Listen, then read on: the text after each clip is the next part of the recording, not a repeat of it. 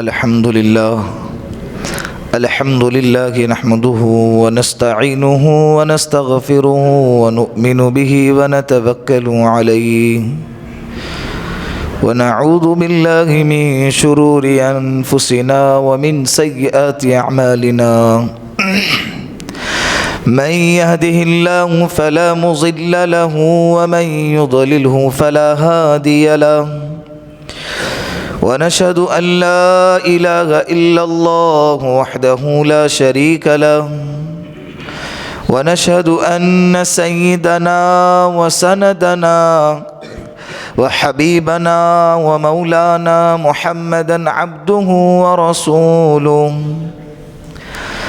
أما بعد فقد قال الله تبارك وتعالى في القرآن المجيد والفرقان الحميد فأعوذ بالله من الشيطان الرجيم بسم الله الرحمن الرحيم الحمد لله رب العالمين الرحمن الرحيم مالك يوم الدين وجاء في الحديث وقال النبي صلى الله عليه وسلم إن رحمتي غضبت غلبي أو كما قال عليه الصلاة والسلام صدق الله المولانا العظيم وصدق رسوله النبي الكريم ونحن على ذلك من الشاهدين والشاكرين والحمد لله رب العالمين. درود پاک پڑھ لے ایک مرتبہ. اللهم صل على محمد في أول كلامنا اللهم صل على محمد في أوسط كلامنا اللهم صل على محمد في آخر كلامنا. گزشتہ مجلس میں سورہ فاتحہ کے عنوان پر حدیث قدسی آپ کے سامنے بیان کی گئی تھی. آپ لوگوں کے ذہن میں ہوں گا حدیث قدسی اس حدیث کو کہتے ہیں.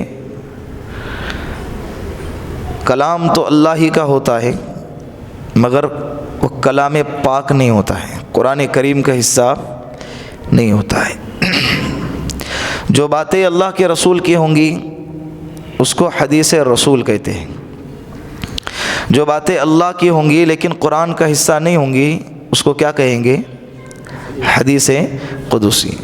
تو گزشتہ مجلس میں حدیث قدسی آپ کے سامنے بیان کی گئی. یاد ہے کسی کو؟ کس کے ذہن میں ہے کہ اللہ رب العزت نے سورہ فاتحہ کو بندے کے اور اپنے درمیان تقسیم کیا ہے. قسمت الصلاۃ بینی و بین عبدی ولعبدی ما سأل. اللہ فرماتے ہیں کہ میں نے سورہ فاتحہ کو میرے درمیان اور اپنے بندے کے درمیان کیا کیا ہے؟ بانٹا ہے. آیا کچھ ذہن میں؟ یہ گزشتہ مجلس میں یہ ساری باتیں آپ کے سامنے آئی تھی, ہے نا؟ پھر اس کے بعد جب بندہ کہتا ہے الحمدللہ رب العالمین تو اللہ کیا کہتے ہیں؟ حمیدنی عبدی, میرے بندے نے میری تعریف بیان کی. اس کے بعد جب بندہ کہتا ہے الرحمن الرحیم تو اللہ کہتا ہے اثنا علی عبدی, میرے بندے نے میری توصیف اور ثنا بیان کی, میرے صفتوں کو بیان کیا. مالکی یوم الدین جب بندہ کہتا ہے تو اللہ کیا کہتے ہیں؟ مجدنی عبدی, میرے بندے نے میری بزرگی میری بڑائی بیان کی. قیامت کے دن کا مالک کون؟ جو سب سے بڑا کون؟ اللہ. ایاک نعبد و ایاک نستعین, اللہ کیا کہتے ہیں؟ بینی و بین عبدی ولی عبدی ما سأل, یہ والا جملہ، یہ والی آیت میرے اور بندے کے درمیان ہے، آدھا میرے لیے اور آدھا میرے بندے کے لیے۔ میرا بندہ جو مانگے گا اس کو دیا جائے گا۔ اہدنا الصراط المستقیم صراط الذین انعمت علیہم غیر المغضوب علیہم ولا الضالین۔ یہ تینوں آیتیں اللہ اس کے بعد کہتے ہیں ولی عبدی، یہ سب کے سب کس کے درمیان، کس کے لیے ہیں؟ میرے بندے کے لیے ہے۔ ولی عبدی ما سأل، میرا بندہ جو مانگے گا اس کو دیا جائے گا۔ سورہ فاتحہ میں کتنی آیتیں ہیں؟ 7 آیتیں ہیں۔ اوپر کی 3 آیتیں کس کی؟ اللہ کے لیے۔ نیچے کی 3 آیتیں بندوں کے لیے۔ بیچ کی 1 آیت بولو دونوں کے لیے، اللہ کے لیے بھی اور بندے کے لیے بھی۔ یہ غور کر کے، استحضار کر کے، اس کا خیال کر کے ہم کو نمازوں کے اندر اس کو پڑھنا ہے۔ گزشتہ مجلس میں یہ بھی کہا تھا، قرآن کریم کی تلاوت کا جو معمول ہے اس کو بڑھانا ہے۔ کوئی ایک ہے ایسی کارگزاری جو میرے حوصلے کو بڑھا دے، کیونکہ گزشتہ مجلس سے پہلے قرآن کریم کم پڑھتا تھا، اس مجلس میں یہ ہفتے کے اندر اس کے پڑھنے کا معمول بڑھ گیا ہو۔ 1 الحمدللہ، 2 ماشاءاللہ اللہ قبول فرمائے، 3 4 الحمدللہ، 5 اللہ سب کے 6 ماشاءاللہ اللہ سب کے پڑھنے کو قبول فرمائے، اور اللہ ہمیں بھی اور مزید پڑھنے کی توفیق عطا فرمائے۔ ابھی آپ کہوں گے کہ میں بھی پڑھتا ہوں لیکن کیا دکھلانا کرنا، کیا ریاکاری کرنا؟ یہ ریاکاری نہیں ہے، ایک دوسرے کے لیے کیا ہے؟ حوصلہ افزائی ہے، ایک دوسرے کو ترغیب دینا ہے۔ صحابہ عبادات میں، نیکیوں میں ایک دوسرے سے آگے بڑھتے تھے، تو اللہ کے رسول پوچھا کرتے تھے نا، مجلس میں جواب آتا تھا، تو پھر ایک صحابی دوسرے صحابی سے آگے بڑھنے کی کوشش کرتا تھا۔ عبادات میں حرص جائز ہے، عبادات میں حرص اور لالچ جائز ہے۔ وہ 10 رکعت پڑھتا ہے، میں 20 رکعت پڑھوں گا، لیکن ہماری لالچ کسی اور جگہ ہے۔ اس کا گھر اتنا اچھا تو میرا اس سے اچھا کیوں نہیں؟ اس کی گاڑی ایسی تو میری گاڑی اس سے اچھی کیوں نہیں؟ ہماری لالچ ہے، لیکن دنیاوی اعتبار سے وہاں پہ لالچ حرام ہے۔ جہاں حرام ہے وہاں لالچ لگ رہی ہے، اور جہاں ثواب ہے اور کرنا چاہیے وہاں پر لالچ وہ تو ہی کر، اپنے سے تو نہیں ہوتا۔ وہ یہ جملہ ہوتا ہے کیا؟ اپنے سے تو نہیں ہوتا ہے، کریں گے تو ہوگا، اللہ سے مانگو۔ تو معمولات کی پابندی کرو، قرآن کریم کی تلاوت کا حصہ بڑھاؤ۔ اور میں نے گزشتہ مجلس میں یہ بھی کہا تھا کہ یاد کرنے کی کوشش کرو، پیچھے کی صورتیں یاد کر کے سنایا کرو اور نماز میں پڑھا کرو۔ کریں گے نا، اور کرتے بھی ہوں گے انشاءاللہ، مجھے امید ہے، اور اس کی ترغیب دے رہا ہوں میں آپ کو، اس کے بہت فائدے ہیں۔ حفظ کی نیت کرو۔ تم کہو گے کہ میرے اندر اتنی اوقات کہا کہ میں قرآن حفظ کروں، ہمارے اندر حقیقت میں اوقات ہے ہی نہیں۔ جو قرآن پہاڑ پہ رکھے تو ریزہ ہو جائے، وہ قرآن اللہ نے سینے میں اتارا ہے، تو ہمارے اندر اوقات نہیں۔ اتارنے والی ذات کس کی ہے؟ اللہ کی ہے۔ 7 سال کے بچے میں اوقات ہے جو قرآن کو حفظ کرے، جس کو ٹھیک سے بولنا نہیں آتا ہے، پھر اس کے سینے میں اترا کیسے؟ کس نے اتارا؟ اللہ نے اتارا۔ ہمارے بھی اتاریں گے۔ آج آپ نیت کریں گے کہ انشاءاللہ میں حافظ قرآن بنوں گا، تو آپ ایک آیت بھی اگر یاد کرنے لگیں گے نا، 6666 آیتیں ہیں، 6666 دن ملے نہیں ملے ہم کو، ہمارے زندگی میں وہ مقدر آئے نہ آئے، تم نے آج ارادہ کیا کہ اے اللہ میں کیا کروں گا؟ حفظ کروں گا، اور لگ گئے اس کام پہ۔ تم کہو گے مجھے دیکھ کے پڑھنا ہی نہیں آتا، تو دیکھ کے پڑھنا سیکھنا شروع کر دو، یہ بھی حفظ کی ابتدا ہے۔ جیسے ابھی تم کہو گے میرا ارادہ حج کو جانے کا ہے، تو بیگ اٹھا کے چلتے بنتے نہیں، کیا کرتے؟ پہلے پاسپورٹ بنانے کی تیاری کرتے۔ یہ بھی اس کی ابتدا ہے، یہ بھی کیا ہے؟ اس کے پاسپورٹ بننے سے کوئی حاجی نہیں بنتا ہے، لیکن یہ اس کا کیا ہے؟ مقدمہ ہے۔ تو ایسے ہی تم ناظرہ سیکھنا شروع کرو، دیکھ کے پڑھنا سیکھنا شروع کرو۔ آج آپ نے ارادہ کیا کہ میں حافظ قرآن بنوں گا، اور ایک آیت یاد کی اور مر گئے۔ کتنی آیت؟ ایک آیت۔ اللہ کی قسم اللہ کل قیامت کے دن آپ کو حافظ قرآن میں اٹھائیں گا، اللہ آپ کو حافظ قرآن میں اٹھائیں گا۔ بخاری شریف کی پہلی روایت، انما الاعمال بالنیات، اعمال کا دار و مدار نیتوں پر ہے۔ نیت المؤمنین خیر من عملہ، ایمان والے کی نیت اس کے عمل سے بہتر ہے، ایمان والے کی نیت اس کے عمل سے بہتر ہے۔ اس کا مطلب یہ ہے کہ نیت آج کیا اور عمل کیا ہی نہیں، مر گیا، پھر بھی اللہ اس کو کیا دے رہے؟ کس پہ؟ نیت پہ۔ تو ارادہ کریں گے نا انشاءاللہ، کوئی مشکل کام نہیں، اللہ آسان کرنے والے ہیں۔ پھر گزشتہ مجلس میں آپ کے سامنے الحمدللہ رب العالمین، یہ جو آیت کریمہ ہے، آخری کتاب کا پہلا پنہ، پہلی سورت اور اس کی پہلی آیت، الحمدللہ رب العالمین، اس کے شروع کے جو دو اوڑ ہے، جو دو الفاظ ہے، وہ الفاظ کیا تھے؟ الحمد اور للہ۔ اس کی تشریح آپ کے سامنے بیان کی گئی تھی کہ الحمد کسے کہتے ہیں، للہ کا کیا مطلب ہے۔ میں نے آپ سے دہرایا تھا لفظ اللہ کا معنی کیا ہے، اللہ کسے کہتے ہیں۔ حمد کے معنی کیا ہے؟ زبان سے تعریف کرنا۔ کس سے تعریف کرنا؟ زبان سے تعریف کرنا، نعمت کے بدلے ہو یا نعمت کے بدلے نہ ہو، اسے حمد کہتے ہیں۔ کسی خوبیوں پر، کسی اچائی پر، کسی کمال پر زبان سے تعریف کرنا، چاہے نعمت کے بدلے ہو چاہے نعمت کے بدلے نہ ہو، اس کو کہتے ہیں حمد۔ اور اگر نعمت کے بدلے ہیں تو اسے کہتے ہیں شکر۔ اسے کیا کہتے ہیں؟ شکر۔ اس کے معنی شکر آتے ہیں۔ پھر میں نے ایک دو مثالیں بھی دیتی، وہ گزشتہ مجلس کی بات ہو گئی۔ تو تمام تعریفیں کس کی؟ اللہ کی۔ اللہ تمام خوبیوں کا حامل ہے، اللہ ہی اکیلا ہے جو تعریف کے قابل ہے، اللہ ہی اکیلا ایسا ہے جو کس کے قابل ہے؟ ساری دنیا میں جس کی بھی تعریفیں ہو رہی ہیں، چاند کی، سورج کی، ستاروں کی، سیاروں کی، تاج محل کی، ہماری تمہاری خوبصورتی کی، کپڑوں کی، گھروں کی، ڈیکوریشن کی، جتنی بھی تعریفیں ہو رہی ہیں، انسان کی کوالٹی کی، در حقیقت یہ ساری تعریفیں کس کی ہے؟ اللہ کی ہے۔ در حقیقت یہ تعریف کس کی ہے؟ اللہ کی تعریف ہے کہ نہیں؟ ایسے ہی ہے۔ گاڑی کی تعریف کر رہے، میں نے گزشتہ یہ مثال دی تھی کہ گاڑی کی تعریف کر رہے، کھانے کی تعریف کر رہے گھر میں بیگم کی کہ ماشاءاللہ کتنا اچھا کھانا بنائے، تو اصل میں یہ تعریف کس کی ہو رہی ہے؟ اللہ کی ہو رہی ہے۔ ابھی ہمارے مولانا فاروق صاحب ماشاءاللہ تحریر بہت بہترین ہے ان کی، کوئی تحریر اور کوئی مضمون انہوں نے لکھا، اس کو دیکھ کر ہم نے کہا کہ کیا ماشاءاللہ بہترین تحریر ہے۔ باہر بورڈ پہ دیکھے ہوں گے آپ نے، تفسیر کا لکھا ہوا اعلان، کتنا ماشاءاللہ لکھا ہوا ہے۔ تو اس تحریر کو دیکھ کر ہم کہتے ہیں کہ ماشاءاللہ کتنا بہترین لکھا ہوا ہے۔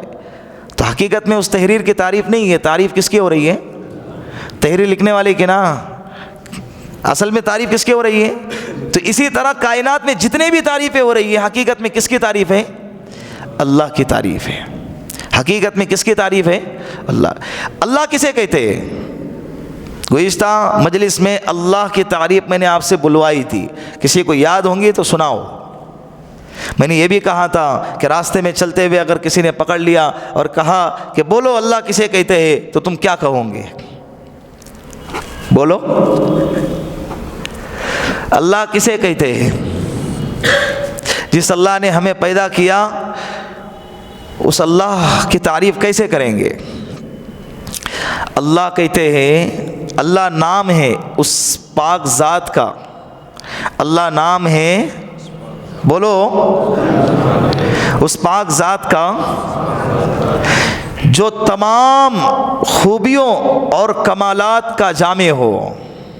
اللہ نام ہے اس پاک ذات کا جو تمام خوبیوں اور کمالات کو جامع ہو، جس میں تمام خوبیاں اور کمالات جمع ہو۔ ہمارے الفاظ میں اللہ اس پاک ذات کا نام ہے جس میں تمام کمالات اور تمام خوبیاں جمع ہو، جو آگے جو تمام نقائص سے اور عیب سے منزہ ہو، پاک ہو، جو تمام نقائص یعنی نقص، برائی، عیب، جو تمام نقائص سے اور عیبوں سے کیا ہو؟ منزہ ہو اور پاک ہو۔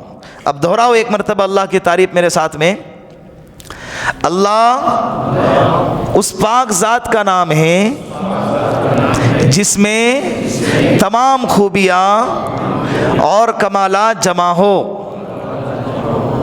اور جو تمام نقائص اور عیوب سے، عیوب عیبوں کی جمع ہے، عیب کی جمع عیوب، جو تمام نقائص سے اور عیوب سے منزہ ہو اور پاک ہو، اسے کہتے ہیں اللہ، اسے کہتے ہیں اللہ۔ یہ اللہ کی تعریف کبھی تنہائی میں بیٹھ کے اللہ کا نام بولا کرو، اللہ اللہ اللہ۔ حضرت امام ابو حنیفہ رحمۃ اللہ علیہ فرماتے ہیں لفظ اللہ یہ اسم اعظم ہے۔ کیا ہے؟ اسم اعظم۔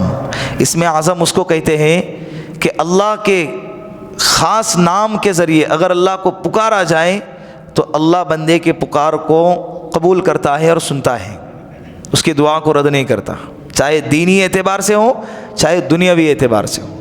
تو جو اسم اعظم ہے وہ کیا ہے؟ لفظ اللہ، لیکن اس میں شرط لگائی ہے، یقین ہو اور درد ہو، یقین ہو اور کیا ہو؟ سمندر میں کشتی چل رہی ہے، تم سفر کر رہے ہیں، اچانک بیچ میں کشتی ٹوٹ گئی، طوفان آ گیا، سب بکھر گئے، ایک لکڑی کا تختہ تمہیں مل گیا، اب اس کے سہارے ہے، بیچ سمندر میں آگے موت، پیچھے موت، دائیں موت، بائیں موت، لکڑی کا تختہ ہے، طوفان جاری ہے۔ ایسے وقت میں جس درد اور یقین کے ساتھ ہمارے زبان سے نکلے گا اللہ، یہ ہے اسم اعظم۔ یہ کیا ہے؟ اسم اعظم۔ درد ہونا چاہیے۔ ہم مانگتے ہیں لیکن ہم کو ہی نہیں معلوم کہ ہم کیا مانگتے ہیں، ہم مانگتے نہیں، پڑھتے ہیں۔ ایک مانگنا الگ چیز ہے اور ایک پڑھنا الگ چیز ہے۔ ہم دعائیں پڑھتے ہیں، ہم جو دعائیں پڑھتے ہیں اس کا ترجمہ بھی ہم کو معلوم ہونا چاہیے کہ اللہ سے کیا مانگ رہے ہیں، اللہ سے کیا مانگ رہے ہیں۔ تو لفظ اللہ کی تعریف سمجھ میں آ گئی، یاد کرو اس کو، یہ ہمارے اللہ کا نام ہے، اس کا ترجمہ کیا ہے ہمیں معلوم ہونا چاہیے۔ سمجھ رہے اللہ کسے کہتے ہیں؟ ابھی آگے چلتے ہیں، بہت باقی ہے اپنا، آگے چلتے ہیں۔ اللہ کسے کہتے ہیں؟ اللہ، بولو ساتھ میں، اللہ اس پاک ذات کا نام ہے جو جس میں جمع ہو، آگے عیب سے پاک ہو۔ گھر پہ جا کر اپنے بچوں کو پڑھاؤ کہ بیٹا اللہ کسے کہتے ہیں؟ اللہ اسے کہتے ہیں۔ یہ بھی ایک سبق ہے۔ رب العالمین دوسرے نمبر پہ، تیسرے نمبر پہ، پہلا ہم، دوسرا اللہ، تیسرا رب۔ رب، رب کے کیا معنی؟ رب کے دو معنی ہیں، ایک مالک کے اور ایک تربیت کرنے والے کے۔ رب کے معنی مالک کے اور ایک تربیت کرنے والے کے، اور اللہ میں بغیر کسی اضافت کے دونوں چیزیں پائی جاتی ہیں۔ اللہ مالک بھی ہے، اللہ تربیت کرنے والا بھی ہے، اللہ تربیت کرنے والا بھی ہے۔ ہماری اصطلاح میں، ہماری زبان میں اور حقیقت میں اللہ رب کی جو تعریف کی گئی، رب کسے کہتے ہیں؟ رب اسے کہتے ہیں جو ہمارے پیدائش سے پہلے سے لے کر موت تک، جس گھڑی، جس لمحے، جس عمر میں، جس چیز کی جس بندے کو ضرورت ہوں گی وہ چیز اس گھڑی، اس لمحے اس بندے کو پہنچا دینا، اسے کہتے ہیں رب۔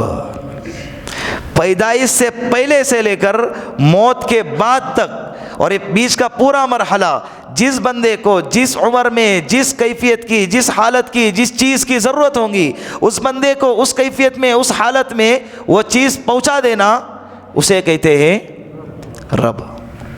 جیسے بچہ پیدا ہوتا ہے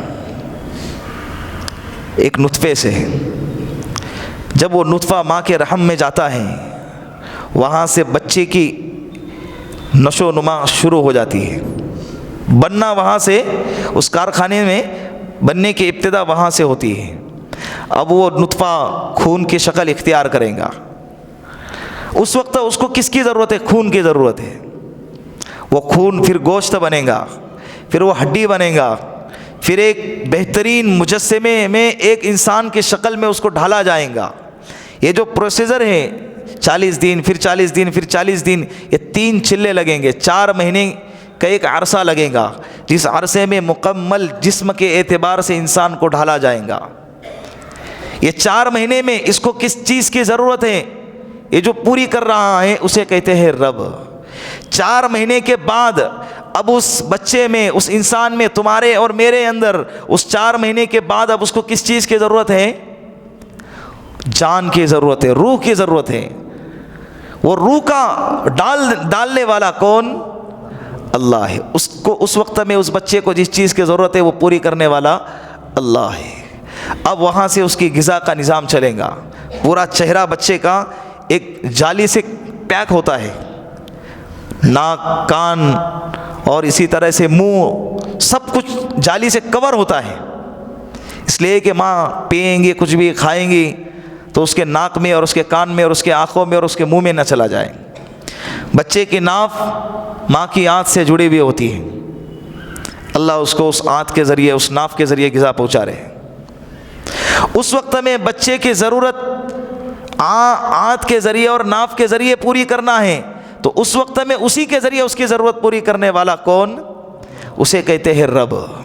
اسے کیا کہتے ہیں؟ رب۔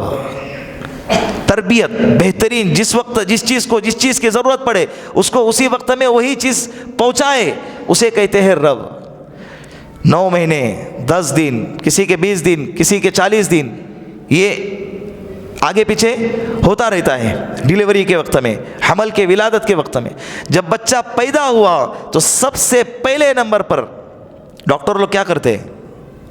سب سے پہلا جو نمبر آتا ہے، بچہ جیسے ماں کے پیٹ سے باہر نکلا تو سب سے پہلا ڈاکٹروں کا کام کیا ہوتا ہے؟ قینچی لیتے ہیں اور اس آنت کو، ماں کی آنت کو بچے کی ناف سے کاٹ دیتے ہیں۔ یہ جو کھانے کا نظام تھا نا، یہ کٹ کر دیا۔ اللہ کہتے ہیں تو نے ایک راستہ بند کیا، میں دوسرا راستہ کھولوں گا۔ فوراً رونا شروع کر دیتا ہے، بچے کے رونے کی آواز آئی کہ باہر خوشیوں کی لہر دوڑی، تو یہ اس وقت منہ بند ہوتا ہے۔ جیسے ناف کاٹا ہے، منہ کیا ہو گیا؟ کھل گیا۔ اللہ نے دوسرا راستہ کھولا۔ اب بچے کو کیا چاہیے؟ کیا چاہیے؟ چکن لالی پاپ چاہیے، برگر چاہیے، پیزا، کیا چاہیے اسے؟ روٹی چاہیے، دودھ چاہیے۔ کیا چاہیے؟ دودھ چاہیے۔ اب دودھ کیسا چاہیے؟ بھینس کا، بکری کا، اونٹنی کا، گائے کا؟ کس کا دودھ چاہیے؟ ماں کا دودھ چاہیے۔ اس سے پہلے ایک لمحہ پہلے بھی ماں کے سینے میں دودھ نہیں ہوتا ہے۔ میرے اللہ کا نظام دیکھے، بچے کے پیدائش سے پہلے ماں کے سینے میں دودھ نہیں ہوتا ہے۔ بچہ پیدا ہوا اس کے فوراً بعد اس کے سینے میں کون نے ڈالا ہے؟ کس نے ڈالا؟ کون سا نظام کار فرما ہے؟ جس ذات نے ڈالی ہے اس کو کیا کہتے ہیں؟ رب کہتے ہیں۔ کیا کہتے ہیں؟ رب۔ پھر موسموں کے اعتبار سے تبدیلی، سردی کا موسم ہے تو گرم دودھ، گرمی کا موسم ہے تو ٹھنڈا دودھ۔ یہ ابھی اس موسم میں اس کو کون سی دودھ کی ضرورت ہے؟ ٹھنڈی میں گرم دودھ کی۔ یہ پیدا کرنے والا کون؟ اسے کہتے ہیں رب۔ یہ رب کے جملے کو پکڑ کے رکھو، اسے کیا کہتے ہیں؟ رب کہتے ہیں۔ گرمی آ جائے تو ٹھنڈا دودھ، کوئی الگ سے بٹن ہے کہ کولڈ اور نارمل؟ نہیں ہے، پھر بھی ٹھنڈا آ رہا ہے، پھر بھی گرم آ رہا ہے، تو یہ کرنے والا کون؟ اسے کہتے ہیں رب۔ اب اس کی مدت بتائی ہے، 2 سال تک دودھ پلانا ہے۔ کتنے سال تک؟ 2 سال تک۔ 2 سال جیسے ہی ختم ہو گئے، اس وقت تک اس کے اندر دوسری غذاؤں کو ہضم کرنے کی کیپیسٹی نہیں ہوتی ہے۔ 2 سال تک ماں کا دودھ پئیں گا۔ پھر بہت سارے جو ہے محققین کہتے ہیں کہ جو بچہ ماں کا دودھ 2 سال تک پیے گا، بڑی بڑی بیماریوں سے لڑنے کی اس کے جسم میں طاقت پیدا ہو جاتی ہے۔ دودھ بھی کوالٹی کا، دودھ بھی ہلکے کوالٹی کا نہیں، یا کتنے بھی ہائی کوالٹی کا دودھ لے کر آؤ گھر میں، وہی گھر والی سے پوچھو کیسا رہا ہے، پانی ہے۔ 70 روپے لیٹر لے کر آؤ تب بھی وہی شکایت، 60 روپے لیٹر لے کر آؤ تب بھی وہی شکایت۔ لیکن ماں کے دودھ میں اللہ نے جو طاقت رکھی، جو کوالٹی رکھی ہے، وہ کسی اور دودھ میں نہیں ہے۔ جو بچے ماں کا دودھ نہیں پیتے ہیں، پھر دوسرے دودھ کا انتظام کرنا پڑتا ہے، پھر ان میں اور دوسرے ماں کے دودھ والے بچوں میں فرق ہوتا ہے، جلدی بیمار ہو جاتے ہیں، فوراً بیماریاں لگ جاتی ہے۔ کیسا بہترین نظام ہے۔ جیسے ہی 2 سال ہو گئے دودھ بند، اب حرام ہے 2 سال کے بعد دودھ پلانا، کیا ہے؟ حرام ہے۔ 2 سال ہو گئے، ایک راستہ بند۔ کتنے راستے کھولے اللہ نے؟ 4 نہیں 4 لاکھ 4 کروڑ، کیا کھائیں گے تم؟ کھاؤ ابھی۔ اب وہاں سے راستے کھلے، پھر وہاں سے گھوٹا کھلاؤ اور روا کھلاؤ، جواری پیس کے کھلاؤ، پلاؤ اس کو، جو وہاں سے غذاؤں کی کوانٹٹی اور کوالٹی بڑھتی جائے گی۔ یہاں پر میں ایک بات کہوں گا آپ سے، جب آپ اپنی زندگی کے راستے پہ چلے ہو اور اچانک وہ راستہ بند ہو جائے، کبھی گھبرایا نہ کرو۔ جو اللہ ایک راستہ بند کرنے پر قادر ہے، تو اللہ اس کے جگہ پہ تمہارے لیے 10 راستے کھولنے پر بھی قادر ہے، اور اللہ کھولیں گے۔ کبھی بھی گھبرانا نہیں چاہیے۔ جہاں پہ موت نظر آتی ہے، اللہ اسی موت کو تمہاری زندگی کی حفاظت کے لیے، پہرا دینے کے لیے کھڑا کریں گے۔ اللہ اس بات پر بھی قادر ہے۔ حضرت موسیٰ علیہ السلام اپنی قوم کو لے کر نکلے ہیں، سامنے سمندر ہے، بحر کلثوم، پیچھے فرعون کا لشکر ہے، 6 لاکھ کا لشکر ہے۔ سارا لشکر کہنے لگا کہ موسیٰ تم نے تو ہم کو مروا دیا، آگے موت پیچھے موت، اب کیا کریں؟ اب کیا کریں؟ حضرت موسیٰ علیہ السلام نے کہا کہ ڈرو نہیں، لا تحزن ان معی ربی سیہدین، ڈرو نہیں، میرا رب میرے ساتھ ہے۔ موت دکھ رہی تھی، عصا کو ڈالا، وَضْرِب بِعَصَاكَ الْبَحْرَ، اللہ نے کہا کہ موسیٰ سمندر پہ لاٹھی مارو۔ حضرت موسیٰ علیہ السلام نے مارا، اللہ نے کیا کیے؟ اسی موت کو راستہ بنا دیے۔ ان کے لیے وہی موت زندگی بن رہی ہے، اور وہی موت فرعون کو اور فرعون کے لشکر کے لیے موت بن رہی ہے۔ دونوں کام کر رہا ہے، دونوں کام کر رہی ہے ایک ذات، کون ہے؟ اللہ۔ سمجھ رہے؟ تو جس وقت جس بچے کو، بچہ کیا پوری زندگی میں انسان کو جس چیز کی ضرورت ہوتی ہے، اس کو اسی وقت میں وہ چیز مہیا کرنا، اس کو کہتے ہیں رب۔ سمجھ رہے؟ اب بچہ 2 سال کے اوپر ہو رہا ہے، بچے کے ذہن میں، اس کے دل میں ایک کیفیت پیدا ہو رہی ہے کھیلنے کی، اس کو ہر جگہ کھلونے نظر آتے، خواب میں بھی کھلونے اور ہوش میں بھی کھلونے، بازار میں بھی کھلونے، مسجد میں بھی کھلونے۔ ہم مارکیٹ میں چلے گئے نا، بچے سے پوچھے کہ بچہ مال لگا ہوا ہے، ساری چیزیں لگے ہوئے، کیا چاہیے؟ اس کے زبان سے کیا نکلتا ہے؟ کھلونا چاہیے۔ یہ اب اس وقت اس کو اسی کی ضرورت ہے، تو اس کے دل میں اسی چیز کی کیا ہو رہی ہے؟ کیفیت پیدا ہو۔ یہ کیفیت کے پیدا کرنے والا جو ہے اس عمر میں، اسے کہتے ہیں رب۔ اسے کیا کہتے ہیں؟ 4 سال کے بچے کے سامنے اگر آپ کہوں گے کہ بیٹا تیری شادی کرنا ہے، تو کیا کہیں گا؟ وہ اس کا مذاق اڑائیں گا، وہ کیا کرے گا؟ اس کو سمجھ میں نہیں آئے گا، کیونکہ وہ اس کی عمر ہی نہیں ہے، وہ کیفیت اور وہ جذبہ اس کے اندر اللہ نے ڈالا ہی نہیں، اس لیے کہ اس وقت اس کو اس کی ضرورت نہیں ہے۔ پھر جوں بڑا ہوتا ہے 5 سال کا، اب اس کے مائنڈ میں خود بخود قدرتی طور پر ڈالنے والی ذات اللہ کی ہے، قدرتی طور پر اس کے دل دماغ کے اندر وہ کیفیت پیدا ہوتی ہے پڑھنے کی۔ کس کی کیفیت پیدا ہوتی ہے؟ پڑھنے کی۔ اب وہ پڑھنے کی طرف راغب ہوں گا، کتابوں کی طرف، لکھنے کی طرف، پڑھائی کی طرف اس کا ذہن دوڑیں گا، تو اس وقت میں اس کو اسی کی ضرورت ہے۔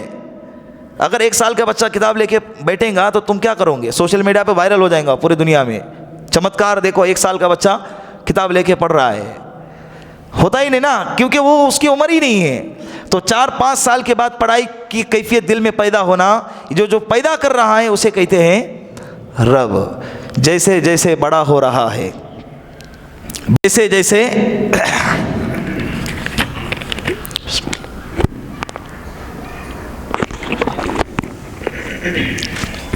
بڑا ہوتا ہے، 15 سال کے بعد، 15 سال سے پہلے بچہ بالغ ہوتا نہیں ہے، 15 سال کی عمر میں آ کے ہی بالغ ہوتا ہے۔ یہ انسان کے ہاتھ میں ہے نہیں ہے، کس کے ہاتھ میں؟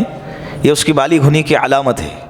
اس کیفیت میں لے آنا اس وقت اسی کی ضرورت ہے۔ 15 سال کوئی ٹائم لگا کے، گھڑی لگا کے کوئی بیٹھا ہوا رہتا ہے نہیں، لیکن اللہ کا نظام سب پہ حاوی ہے۔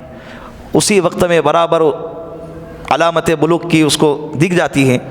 یہ کرنے والی ذات رب کی ہے۔ پھر جیسے ہی بالغ ہو گیا، عمر تھوڑی آگے بڑھتی ہے، اب اس کے دل کے اندر نکاح کی خواہش اور نکاح کا جذبہ پیدا ہوتا ہے۔ ایسے وقت میں ماں باپ چک کے بھی غلطی سے بھی بچے کے سامنے نکاح کا تذکرہ نہیں کرتے، کہاں اس کو کریں گے پیچھے پڑ جائیں گے، اب اس کو چھپا کے کہاں باہر گیا پھر اس کا تذکرہ کریں گے، اب اس کے سامنے مذاق سے بھی اس کا تذکرہ نہیں کریں گے۔ بچہ پھر اتنا پریشان ہو جاتا ہے کہ باہر ہمارے سامنے آ کے تذکرہ کرتا ہے کہ ہمارے ماں باپ کو سمجھتا ہی نہیں ہے۔ 25 سال کا ہو گیا پھر بھی کہتے ہیں کہ بچہ ہے، کیا کہتے ہیں کہ ابھی بچہ ہے، تیری عمر نہیں ہے نکاح کرنے کی۔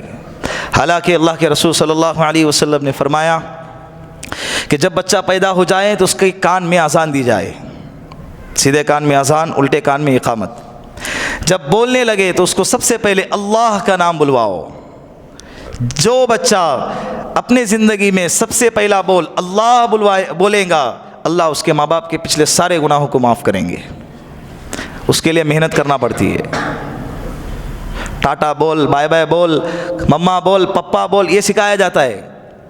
اللہ بولو بہت آسان ہے، اللہ سے زیادہ آسان کوئی جملہ ہے ہی نہیں اس کائنات میں، لفظ اللہ سے زیادہ کوئی آسان ہے ہی نہیں۔ اللہ بولنے لگاؤ، جتنے آسانی سے، جتنے جلدی وہ جملہ اللہ کا بولے گا اتنا کوئی اور نہیں بولے گا، شرط یہ ہے کہ محنت ہو۔ ماں باپ بھی تو بولے، اس کو محنت کرنا پڑتی ہے۔ جب بچے کے منہ سے نکلے گا اللہ، اسی لمحے اللہ اس کے پچھلے سارے گناہوں کو معاف کر۔ کتنا بہترین چانس ہے۔ اللہ کے رسول نے فرمایا جب بولنے لگے تو اللہ بلواؤ، پھر جب 7 سال کا ہو تو نماز کی تلقین کرو، اور 10 سال کا ہو جائے اس کا بستر اس کے بہنوں سے الگ کرو۔ جب بالغ ہو جائے تو کیا کرو؟ اس کا نکاح کرو۔ بالغ ہونے کے بعد بستر الگ نہیں کرنے کا 10 سال کی عمر میں بالغ ہونے پر اس کا کیا کرو؟ نکاح کرا دو۔ فطری اعتبار سے اس میں اللہ یہ جذبہ ڈال دیتے ہیں۔ پھر جتنا جلدی ہو سکے، اگر قانون یہاں کا 18 سال کا ہے تو 18-20 سال کی عمر میں کیا کر دو، نکاح میں دیر نہیں ہونی چاہیے، نکاح میں دیر۔ اللہ کے رسول نے فرمایا 3 چیزوں میں کبھی تاخیر نہ کرو، ثلاث لا تؤخرهن، 3 چیزیں کبھی تاخیر سے نہ کرو۔ نمبر 1 الصلاۃ اذا حضرت، نماز جب اس کا وقت ہو جائے، جنازہ جب وہ تیار ہو کے سامنے آ جائے، بچہ جب بالغ ہو جائے اور اس کا نکاح طے ہو جائے تو نکاح طے ہونے کے بعد اس کے نکاح کرنے میں دیر نہیں کرنی چاہیے۔ تو بالغ ہونے کے بعد نکاح کی کیفیت کا آنا، اسی عمر میں نکاح کی کیفیت کا جذبے کا آنا، یہ کون پیدا کر رہا ہے؟ جو پیدا کر رہا ہے اسے کہتے ہیں رب۔ نکاح ہو گیا، بڑی مشکل سے بیچارے کا کیا ہو گیا، نکاح سے پہلے دیکھو، آپ اس راستے سے گزرے بہت سارے لوگ میری بات کی تصدیق کریں گے، نکاح سے پہلے اولاد کا تصور بھی ذہن میں نہیں آتا ہے۔ نکاح سے پہلے ایک ہی خیال دل میں رہتا ہے، کیا؟ نکاح۔ دوسرا تصور میں، کیونکہ دوسرا کے لیے پہلا شرط ہے نا، دوسرے کے لیے اولاد کے لیے نکاح شرط ہے، تو دوسرا سوچے گا کیوں میری شادی نہیں ہو رہی۔ بہت سارے لوگ پریشان ہیں۔ اللہ سے دعا کرتے رہنا چاہیے، اللہ نیک صالح بیوی عطا فرما، خوبصورت ہو، خوبصورت، اللہ سے مانگنا چاہیے، بغیر مانگے نہیں ملے گی، مانگو اللہ سے۔ کنوارے بیٹھے ہیں تو نکاح کا خیال دل میں آتا ہے، نکاح ہو گیا، 4-5 مہینے تک اولاد کی کیفیت نہیں آتی ہے، لیکن جیسے ہی 4-5 مہینے گزر گئے، فطری اعتبار سے دل میں اب داعیہ پیدا ہو گیا، ایک الگ ہی جذبہ رہتا کہ مجھے بھی بیٹا ہونا چاہیے، مجھے بھی اولاد ہونی چاہیے۔ پھر اللہ سے دعائیں مانگتا ہے، نہیں ہو گئے تو علاجیں کرنے لگ جاتا ہے، بڑے بڑے ہاسپٹلوں میں جاتا ہے، 1-2 لاکھ کا خرچہ کرتا ہے، وہاں بھی نہیں ہوگا تو درگاہوں پہ جاتا ہے، باباؤں کے پاس جاتا ہے، عاملوں کے پاس جاتا ہے، پھر تعویذیں کریں گا، پھر کیا کیا نہیں، جو راستہ اپنانا چاہیے وہ راستہ اپنائے گا۔ یہ اولاد کی کیفیت دل میں آ رہی ہے، اولاد کا جذبہ اس عمر میں یہی ہونا چاہیے۔ یہ جو کیفیت پیدا کرنے والی ذات ہے اسے کہتے ہیں رب۔ پھر نکاح ہو گیا، پہلے نکما تھا، رکامہ بیٹھا ہوا رہتا تھا، نکاح ہونے کے بعد اب ایک الگ شرم اور غیرت آ گئی اس کو کہ یار میرے بیوی نے کل کو مجھے کپڑے مانگے تو مجھے کہاں سے لا کر دوں۔ اب کمانے کی طرف اس کا رجحان ہوتا ہے، اس کی کیفیت، اس کا خیال اس طرف جاتا ہے، تو کمانے کے لیے کئی لوگوں سے کہیں گا دیکھو جاب ہے کیا، کام ہے کیا، پھر پہلے نہیں کرتا تھا اب کریں گا، جہاں پہ جانے میں شرم آتی تھی وہاں جائیں گا، کیونکہ اب اللہ نے اس کے دل میں کیفیت پیدا کی ہے کام کی، کاج کی۔ تو یہ کیفیت جس نے اس عمر میں پیدا کی، وہ کیفیت جس نے پیدا کی اسے کہتے ہیں رب. اور اس کے بعد جب ایک عمر ہو جاتی ہے, بوڑھا ہو جاتا ہے, تو ایک ایسی اولاد ہو جائے جو اس کے بڑھاپے کا سہارا بن جائے, اور ایک ایسی انکم ہو جائے جو اس کے بڑھاپے میں اس کے خرچے کے لیے کام آ جائے. یہ جو پیدا کر رہی ہے اسے کہتے ہیں جوانی میں بیٹھ کے کھارا. ایسے بہت کم ملیں گے, مفت میں انکم آ رہی ہے ایسے آپ کو بہت کم ملیں گے, بہت مطلب بہت کم. بڑھاپے میں 60 سال کے بعد, 55 سال کے بعد, 70 سال کے بعد آپ کو ملیں گے کہ بھائی بیٹا کما رہا مجھے لا کے کھلا رہا ہے, یا مجھے پینشن آ رہی ہے, یا کرایہ آ رہا ہے. تو یہ اس عمر میں اب طاقت نہیں ہے کام کرنے کی. اب اس بیچارے کو اس عمر میں بیٹھے جگہ پہ کھلانا ہے. تو یہ جو حالات پیدا کر رہی ہے اور یہ جو نعمتیں مہیا کر رہی ہیں اسے کہتے ہیں رب. سمجھ رہے ہیں میں کہاں تک لے کے جا رہا ہوں؟ پھر مرنے کے بعد پھر وہ لمبی تفصیل. رب کہتے ہیں پیدائش سے پہلے سے لے کر موت کے بعد تک جس بندے کو جس چیز کی جس حالت کی ضرورت ہوتی ہے اس بندے کو اس حالت میں اس چیز کو دے دینا, اس کا نام ہے رب. سمجھ رہے؟ ہم نے پڑھ لیا الحمدللہ رب العالمین, چل دیا آگے. نہیں, رب کتنا گہرا معنی ہے, کتنی گہری تفصیل ہے اس کے اندر. تو آج کے بعد آپ کے ذہن میں یہ چیز ہونی چاہیے. آگے ہیں عالمین. عالمین ہم نے ترجمہ کیا تھا تمام تعریفیں اس اللہ کی جو ہر عالم کا رب ہے, جو سارے عالموں کا رب ہے. دونوں ترجمہ کر سکتے ہیں. بیان القرآن میں حکیم الامت نے ہر عالم کا ترجمہ کیا ہے, اور مفتی تقی عثمانی صاحب نے اس کا ترجمہ کیا ہے سارے عالموں کا رب ہے. دونوں کا مطلب ایک ہی ہے. بولو ترجمہ کرو.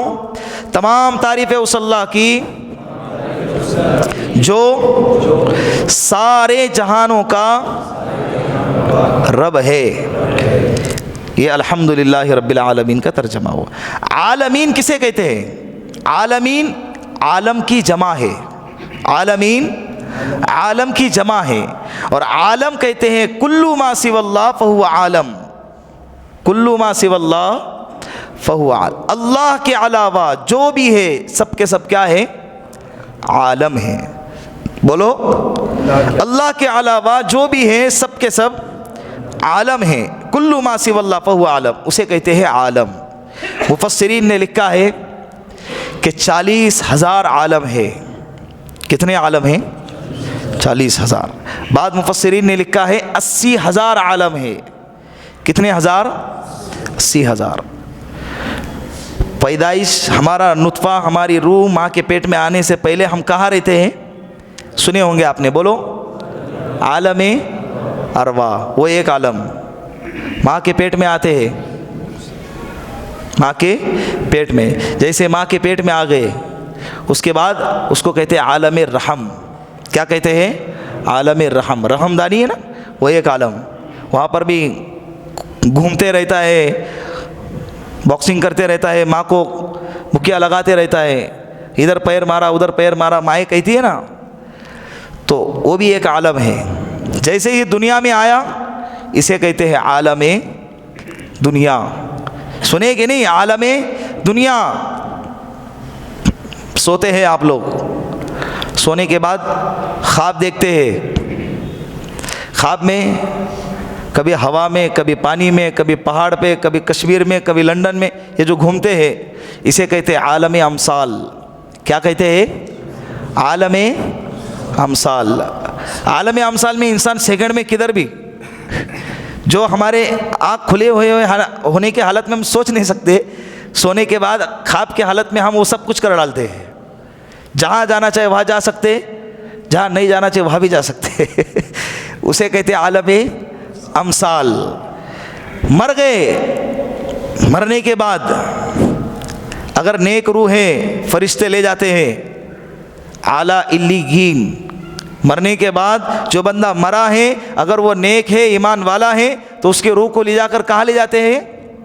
اعلیٰ علیین, وہاں لے جا کر رکھتے ہیں. اور اگر بد ہے, فاسق ہے, فاجر ہے, مشرک ہے, تو فرشتے اس کے روح کو لے جاتے ہیں سجین میں. کہاں لے جاتے ہیں؟ سجین. ان دونوں کو ملائے تو کہتے ہیں عالم برزخ. کیا کہتے ہیں؟ اعلیٰ علیین اور سجین دونوں کو ملائے اسے کہتے ہیں عالم برزخ، قیامت آئی، سارے لوگوں کو میدان محشر میں جمع کیا، جنت آئی، جہنم آئی، پل صراط آیا، ترازو آیا، لایا گیا سب کچھ.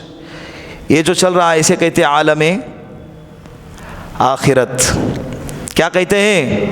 عالم آخرت. وہاں پہ جنت کا فیصلہ، جہنم کا فیصلہ، پل صراط کا فیصلہ اور اعراف کا فیصلہ وہاں سنایا جائے گا. جہاں سنایا جائے گا اسے کہتے ہیں عالم آخرت.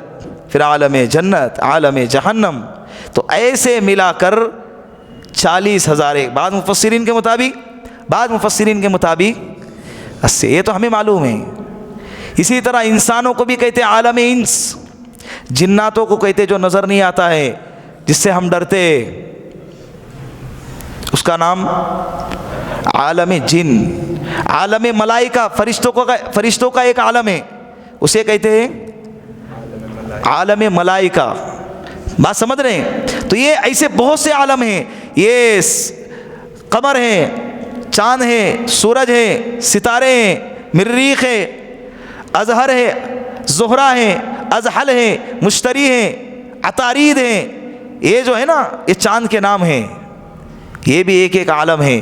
سائنسدان کہتے ہیں ہم نے دوربین لگا کر دیکھا تو ہم کو جو ہے مریخ کے اندر، بعض مریخ میں ایک آبادی نظر آئی.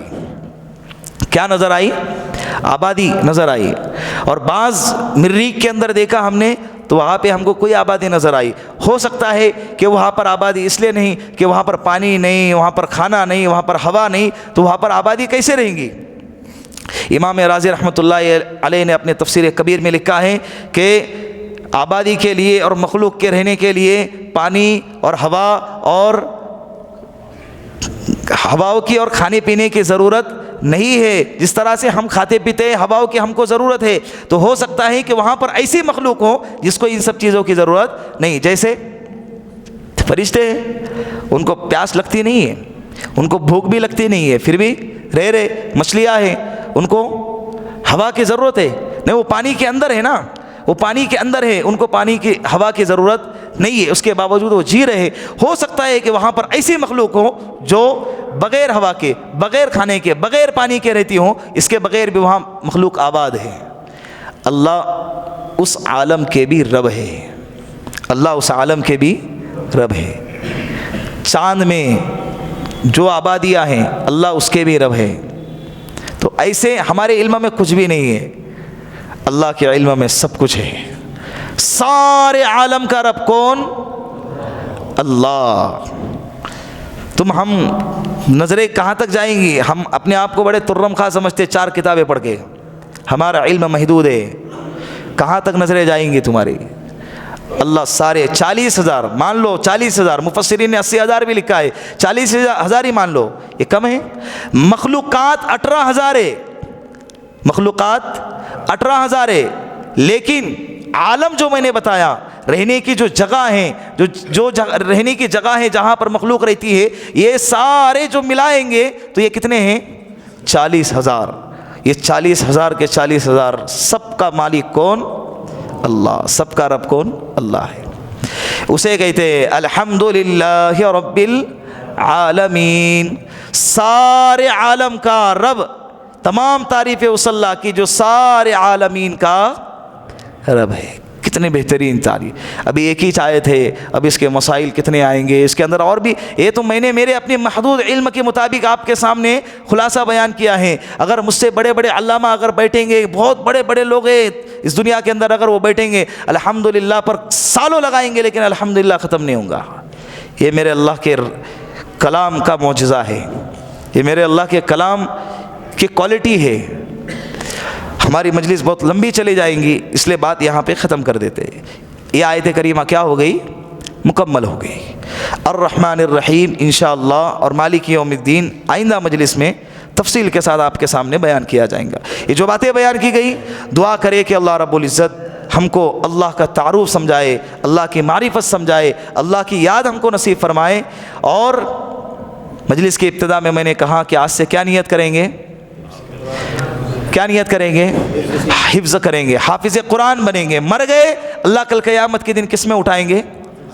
حافظ قرآن. مفت میں بن رہے نا، مفت کے اندر بغیر ڈاکٹر کے ڈاکٹری کی سند گھر میں آ رہی ہے، بغیر ڈاکٹری کے ڈاکٹر کی سند گھر میں آ رہی ہے، تو کتنا اچھا سودا ہے۔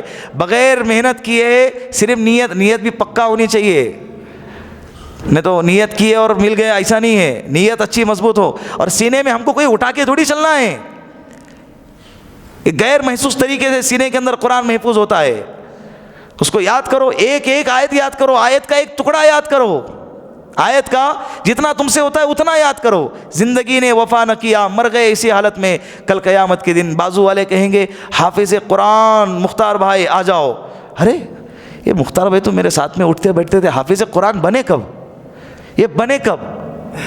اللہ کہے گے اس نے نیت کیا تھا، اس نے کیا کیا تھا؟ نیت کیا تھا، لیکن میں نے اس کو ٹائم نہیں دیا، لیکن اس کی نیت پکی تھی، اس کو حافظ قرآن میں اٹھا۔ پھر حافظ قرآن کے جو فضائل ہے، جو اس پر جو ثوابات ملنے والے ہیں، جو اس کو انعامات ملنے والے ہیں، سب کچھ اس کو دیے۔ سب لوگ رشک کریں گے، یار ساتھ میں اٹھتا بیٹھتا تھا، اس کو اتنا دیا جا رہا ہے، صرف کس پر؟ نیت پر، اور نیت بھی پکی ہونی چاہیے۔ تو آج سے شروع کریں گے انشاءاللہ، انشاءاللہ اللہ عمل کی توفیق عطا فرمائے۔